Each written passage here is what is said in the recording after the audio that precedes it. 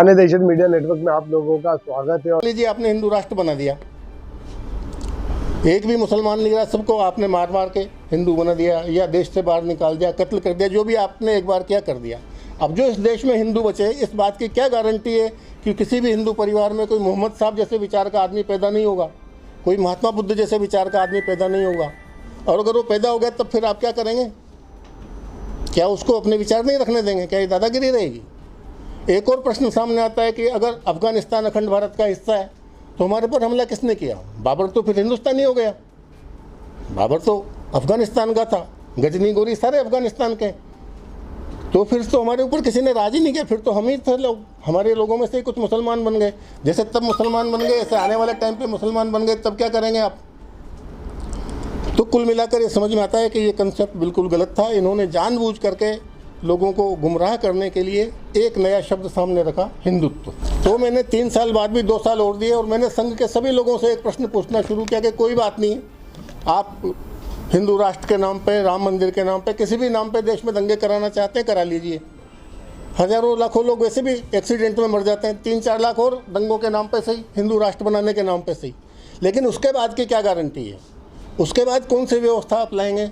उसके बाद देश की समस्याओं का क्या हल है? आपके पास क्या ब्लूप्रिंट है? क्या आप लाना चाहते हैं? तो उनका जवाब था कि सारी व्यवस्थाएं अच्छी होती हैं, चाहे कम्युनिज्म हो, चाहे सोशलिज्म हो, चाहे कैपिटलिज्म हो, चाहे कुछ और हो, सिर्फ अच्छा व्यक्ति आना चाहिए, हमारे अच्छे आदमी आएंगे तो सब ठीक हो जाएगा। उसी टाइम पे एक और संस्था बनी, बजरंग दल। मेरे आंखों के सामने पहली बार संघ के अंदर अपराधियों को प्रवेश दिया गया बजरंग दल के नाम पर। तब भी मैंने ऑब्जेक्शन किया कि आप इस बजरंग दल में अपराधियों को क्यों भर्ती कर रहे हो? उनने कहा मैं तो गुंडों से लड़ना है। मैंने कहा एक दिन ये जो अपराधी है ना, ये आपको आउट कर देंगे। आज वही स्थिति देश के अंदर है।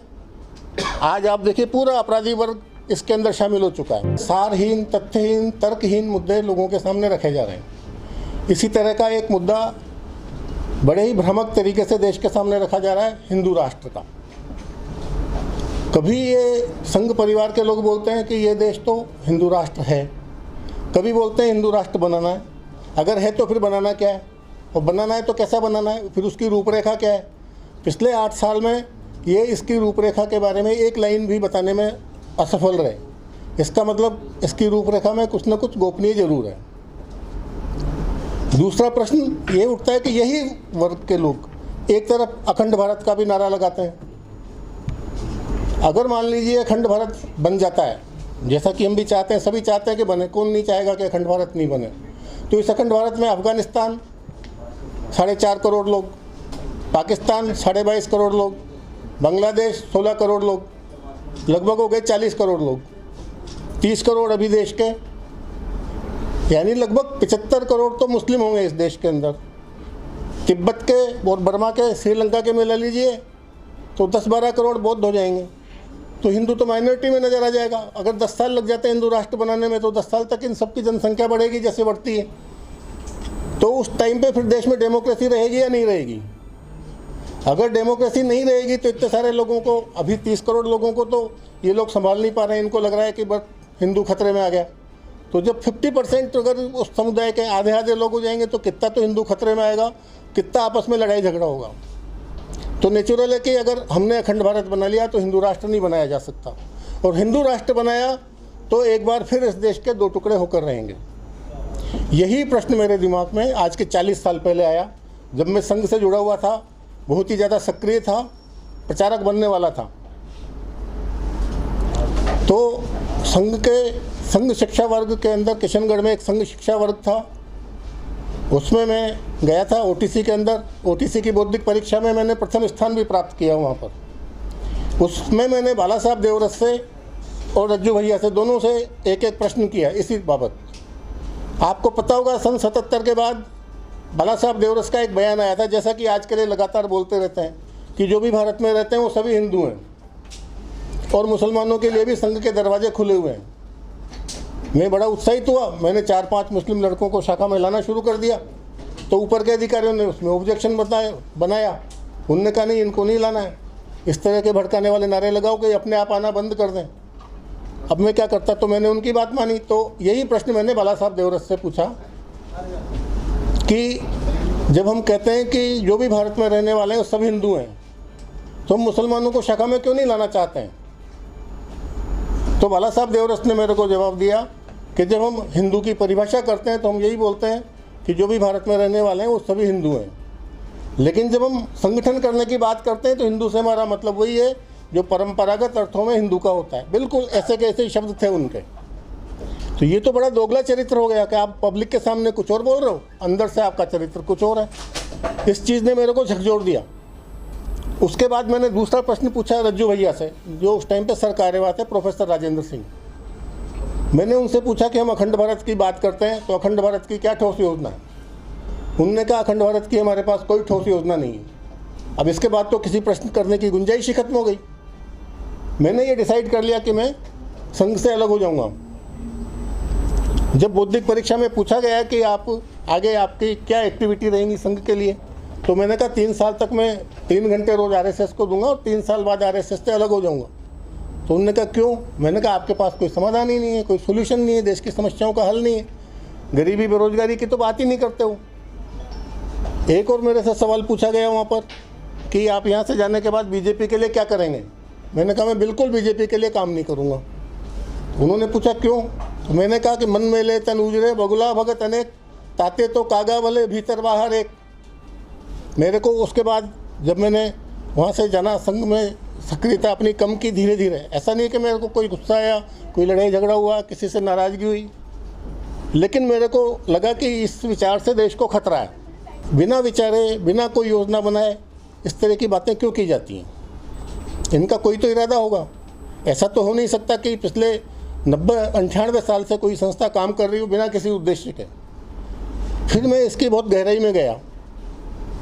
कुछ घटनाएं मैंने अभी इसमें एक पुस्तक मैंने इसी विषय में लिखी, पूरी विवेचना करते हुए मैं भी उसका ब्रीफ करता हूँ। तो मैं फिर इस गहराई में गया कि ये हिंदुओं में फूट कहाँ से आ गई। जब हिस्ट्री पढ़ी तो हिंदुओं में तो कोई फूट नहीं थी। जब राजा दाहिर सेन पर मोहम्मद बिन कासिम का हमला हुआ सन 700 के अंदर, तो बंगाल के औरतों ने चरखा काटा, पैसे इकट्ठे किए, बंगाल से चंदा इकट्ठा करके सिंध भेजा गया। इससे ज़्यादा और कौन सी राष्ट्रीय एकता चाहते हो आप?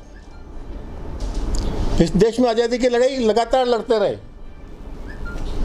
जो हेमचंद्र विक्रमादित्य था उसकी सेना में अफगान लड़ाके थे जो मुगलों से लड़ते थे। महाराणा प्रताप की सेना में सेनापति इनका हकीम खां सूर था। अकबर का सेनापति मान सिंह था। ये धर्म के झगड़े कहाँ थे? अगर धर्म के झगड़े होते तो पिछले इतने सालों में हिंदू कहाँ से बसते? तब मैं इनकी हिस्ट्री को मैंने और टटोलते देखा कि ये कहाँ पर इनका कोई टर्निंग पॉइंट कहाँ से मिलता है, कहाँ से पता चलता है कि इनकी असलियत क्या है। तब मुझे पता चला कि एक किसी भी आदमी को या तो उसके दोस्तों से जाना जा सकता है या उसके आदर्शों से जाना जा सकता है। तो मेरे को एक अजीब कड़ी मिली कि पूरे देश में सिर्फ संघ परिवार एक ऐसा है जो पुष्यमित्र को आदर्श मानता है। तो उस पुष्यमित्र ने परेड के दौरान बौद्ध राजा था वृहदर्थ, उसकी हत्या कर दी। उसके बाद वो सत्ता में आ गया। उसके बाद बौद्ध भिक्षुओं का कत्लेआम हुआ। इस देश से बौद्धों का सफाया कर दिया गया। अब आप कहते हैं कि उनको मुसलमानों से परेशानी, उनको तो बौद्धों से भी परेशानी है। अभी आपने देखा किस तरह से एक राजेंद्र गौतम, उनको पद से सिर्फ इसलिए हटा दिया गया कि उन्होंने कुछ ऐसी बात कह दी जो हिंदुओं को गवारा नहीं थी। ये कोई दादागिरी है कि आप कहोगे उसको सब देवता मानेंगे? अगर मैं हिंदू हूँ तो मोहम्मद साहब में आस्था क्यों होगी? और मोहम्मद साहब में आस्था होगी तो मैं मुसलमान बन जाऊँगा। फिर हिंदू हिंदू देवी देवताओं को क्यों मानूंगा? तो अगर उसने ये कह दिया कि मैं फलां फलां देवी देवता को नहीं मानता हूँ तो नहीं मानता, उसमें क्या दादागिरी है? आपकी ज़बरदस्ती है कि उसको मानना पड़ेगा। और जो व्यवस्था परिवर्तन की बात कर रहे हैं, उन्होंने जो उनके मंत्री हैं 9 महीने तक जेल में हैं, उनको उन्होंने पद से नहीं हटाया और इस आदमी को एक जरा से मुद्दे पर उन्होंने पद से हटा दिया। तो इससे पता चलता है कि इनकी अलग से मानसिकता क्या है। तो इससे पता चला कि ये संघ का असली एजेंडा बुद्ध के खिलाफ है, मुसलमानों के खिलाफ है। इसका मतलब कुछ और है, ये असली एजेंडा इनका नहीं है। जब इसकी और हम गहराई में गए, हमने और हिस्ट्री देखी, तो मैंने सोचा कि 1925 में देश के हालात क्या थे, इसको समझा जाए। जब हमने समझा तो पता चला कि 1925 में जब डॉक्टर हेडगेवार ने संघ की स्थापना की, 250 साल पहले मुगल सत्ता समाप्त हो चुकी थी। यानी मुगलों से तो कोई खतरा था ही नहीं। मराठों का राज वहाँ पे 250 साल से महाराष्ट्र के अंदर मराठों का राज्य था। मुगलों बादशाहों से ये चौथ और संदेशमुखी वसूल किया करते थे मराठा लोग। और अंग्रेजों ने जो सत्ता छीनी वो मुगलों से नहीं छीनी, वो मराठों से छीनी, यानी कि हिंदुओं से छीनी। तो सत्ता हमसे छीनी अंग्रेजों ने और हमारी नाराज़गी मुसलमानों से। ये तो बहुत ही अजीबोगरीब बात हुई। तो इसका मतलब वो नाराज़गी किसी और चीज़ से थी। तो वो नाराज़गी किससे थी? वो एक ही कंटिन्यूटी है, चाहे वो पुष्यमित्र का प्रकरण हो, चाहे अभी का प्रकरण हो। उस टाइम पे ये देखिए कि उस टाइम पे खतरा किससे था और किसको था। मुसलमानों से तो उस टाइम पे हिंदुओं को कोई खतरा नहीं था। आज़ादी के स्वतंत्रता संग्राम में जितने भी नेताओं के नाम आते हैं, कितने मुसलमान हैं? क्रांतिकारियों में कितने मुसलमान हैं? इसका मतलब हिंदू डोमिनेटिंग था उस टाइम पर। हिंदू दबा कुचला नहीं था जो इन्होंने बार बार हमारे ऊपर ब्लेम किया गया। और मेरे को ऐसा लगा कि जैसे कोई बेटा होता है, कपूत बेटा, वो हमेशा ही रोना रोता रहता है, मेरे पिताजी ने कुछ नहीं किया, मेरे दादाजी ने मकान नहीं बनाया, मेरे उनने कुछ नहीं किया। ठीक उसी तरह से संघ के लोग यही रोना रोते रहते हैं, हमारे पूर्वजों ने ये कर दिया, हमारे पूर्वजों ने ये कर दिया। तो समझ में आया कि संघ का जो असली मकसद है वो, क्योंकि जब बुद्ध का सफाया किया गया यहाँ से बौद्ध धर्म का, उसके बाद जो व्यवस्था स्थापित हुई, तो महात्मा बुद्ध के आने के पहले तो वैदिक व्यवस्था थी, लेकिन इन्होंने आने के बाद वैदिक व्यवस्था तो स्थापित नहीं की, कोई दूसरी व्यवस्था स्थापित की। तो वो जो व्यवस्था थी जिसे हम पाखंडवाद कहते हैं, जिसमें कुछ पूंजीपति लोग, कुछ धर्माचार्य लोग पूरे देश के सिस्टम पे कब्जा कर लेते हैं और लोगों को स्वेच्छा से अपना शोषण कराने का मौका देते हैं। इस तरह का उनका ब्रेन वॉश किया जाता है। इसको हम और गहराई में गए कि ये पतन आखिर कब से शुरू हुआ, तो हमारे पकड़ में आया कि जो 7वीं शताब्दी से लेकर के और उसके अतीत में जाएं तो 2500 साल पहले तक का जो बीच की हिस्ट्री है, उस बीच की हिस्ट्री में 2 तरह की संस्कृत बोली जाती थी। जो उसके पुराना इतिहास है उसमें एक ही संस्कृत है, वो संस्कृत है वैदिक संस्कृत। आम आदमी, खास आदमी वाल्मीकि रामायण और दूसरे जो पुराने ग्रंथ हैं सब एक ही भाषा बोलते हैं। लेकिन इस जो बीच का जो कालखंड आया, उसके जितने भी आप किताबें पढ़ेंगे, विज्ञान शाकुंतलम, स्वप्न वासवदत्तम और जो भी, तो उन सब किताबों में 2 भाषाएं हैं। एक संस्कृत, जो एलिट वर्ग है, जो कुलीन वर्ग है, जो राज परिवार के लोग हैं और जो शिक्षाविद हैं, वो वहाँ पर संस्कृत बोलते हैं, और महिलाएं और शूद्र वो वहाँ पे एक नई भाषा बोलते हैं। इसका मतलब ये वो टाइम था जब हमने शूद्रों को और महिलाओं को शिक्षा से वंचित कर दिया। और इस देश का पतन का कारण सिर्फ इसलिए हुआ कि हमने शिक्षा से शूद्रों को और महिलाओं को वंचित कर दिया, यानी education for all, education compulsory, education free, ये कंसेप्ट हमारा समाप्त हो गया। तो हमारा जो पतन हिंदुओं की फूट की वजह से नहीं हुआ, हमारा पतन शिक्षा के पतन से हुआ। 1923-25 के पहले हिंदुत्व जैसा कोई शब्द किसी धर्म ग्रंथ में कहीं पर भी नहीं मिलेगा। उस हिंदुत्व के पीछे पर्पज़ क्या था?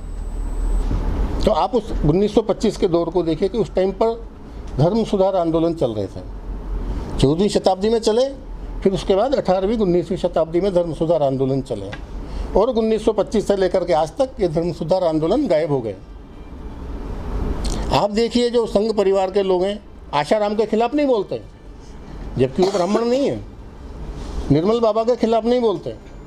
तो ऐसा नहीं है कि संघ के लोग ब्राह्मणवादी हैं, ये पाखंडवादी हैं। ये पाखंडी लोगों के खिलाफ संघ कभी नहीं बोलता। मुरारी बापू के खिलाफ बोलेंगे, स्वामी अग्निवेश के खिलाफ बोलेंगे, यानी जो भी इस देश में धर्म सुधार की अच्छाइयों की बात करेगा, सुधार की बात करेगा, ये उसके खिलाफ है। तो 1925 में न हिंदुओं को खतरा था, न मुसलमानों को खतरा था, न हिंदू मुस्लिम के बीच कोई झगड़ा था। एक और बहुत इंपॉर्टेंट बात मैं आपको बताऊं, हिंदुओं और मुसलमानों के बीच कोई झगड़ा नहीं था। सबसे पहला इस देश में जो दंगा हुआ वो बॉम्बे के अंदर हुआ, जब राजा एडवर्ड यहाँ पर आया। उसके सम्मान में मुस्लिम लड़कियों ने गाना गाया, नाच गान पेश किया और उसका सम्मान किया गया।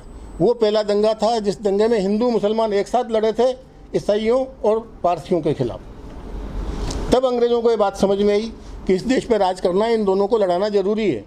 1857 में तो समझ में आई थी, लेकिन वो उनका विफल रहा। उसके बाद 1905 में बंगाल का विभाजन किया, 1906 में मुस्लिम लीग की स्थापना की, लेकिन वो मुस्लिम लीग उनका काम पूरा नहीं कर पाई और 1911 में इनको विभाजन रद्द करना पड़ा। ये हिंदू मुस्लिम एकता का प्रतीक था। कहाँ था झगड़ा?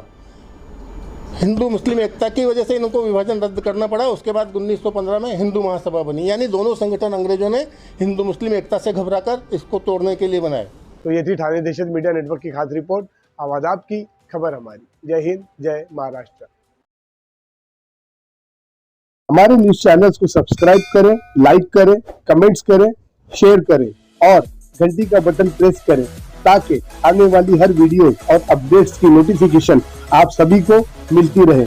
जय हिंद, जय महाराष्ट्र।